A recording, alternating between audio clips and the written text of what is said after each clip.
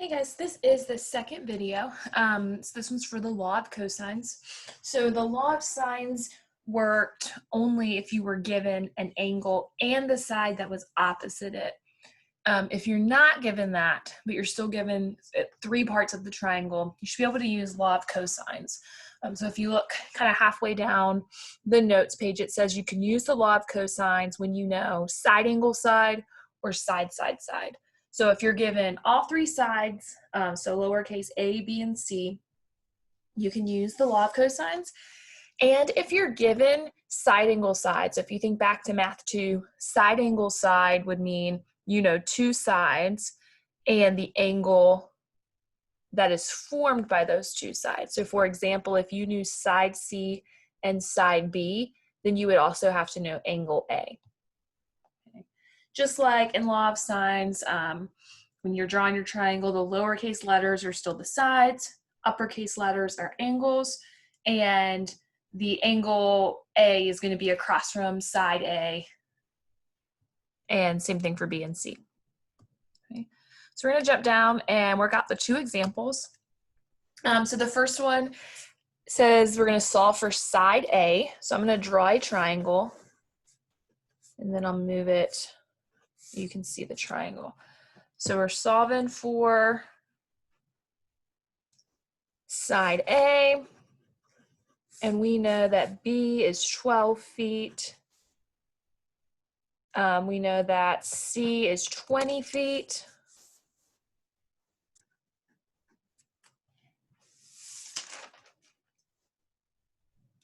And we know that angle A is 40. Okay. So when you're using the law of cosines, you're always going to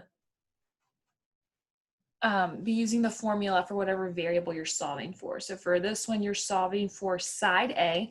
So we're going to use the formula that starts off as a squared.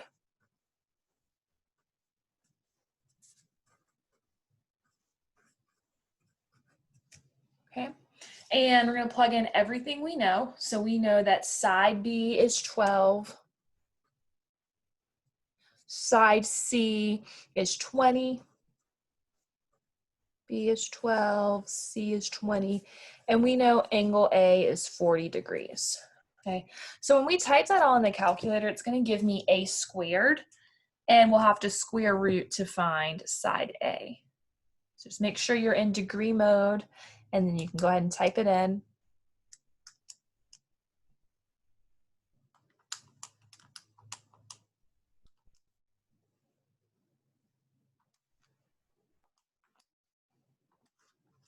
All right, so again, that is a squared, 176.3, and we will have to square root it to get side A.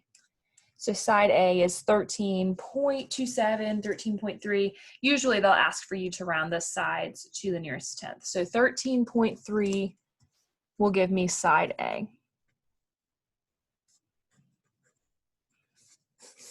Okay.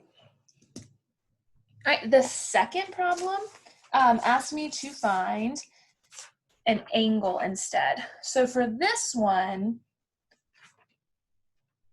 we're still going to go ahead and draw our triangle. And label it ABC. Let's fill in what we know. We know that side C is 18. We know that side B is 12. And that side A is 9. So we know side, side, side this time. This is the other type of triangle that you can solve with law of cosines. This time they want an angle. They want angle C. So if you're solving for an angle with law of cosines, you use the formula that starts with that letter still. Even though little c is not what we're solving for, that's the version of the formula that you're going to use. And that's because if it starts off with little c, that means it's taking the cosine of c, and angle C is what we're looking for. All right, so that's the formula we're using. I'm going to plug everything in that we know. We know side C is 18. We know side A is 9. And we know side B is 12. Side A is 9 and side B is 12. All right, this one is a little harder to solve. If you think of it as breaking up your terms or separating your terms, it's a little easier. So go ahead and do 18 squared because that's just a number. All right, 18 squared is 324. 9 squared, and I can combine 12 squared as well because there's no variable. 9 squared plus 12 squared is 225. But everything after the minus is all one term, right? That's a lot of things being multiplied. So I can simplify it. I can find out what 2 times 9 times 12 is, right? So minus 216 times cosine of angle C. So I can't actually subtract these numbers. What I can do is I've got 3 total terms in my equation. So I can subtract 225 from both sides and have 99 is equal to negative 216 cosine of C.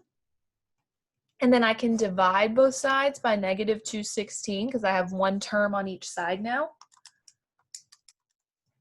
And that decimal is equal to the cosine of C. So like in the law of sines, we said anytime you're solving for an angle, you're going to end up doing inverse. So for this formula, you do inverse cosine of that decimal, and you're going to get your angle or your answer back. So inverse cosine, make sure you're in degree mode, and you'll get 117.3 degrees. And just pay attention. A lot of times they'll ask you to round the angle to the nearest whole number. So you would just put 117 for this one.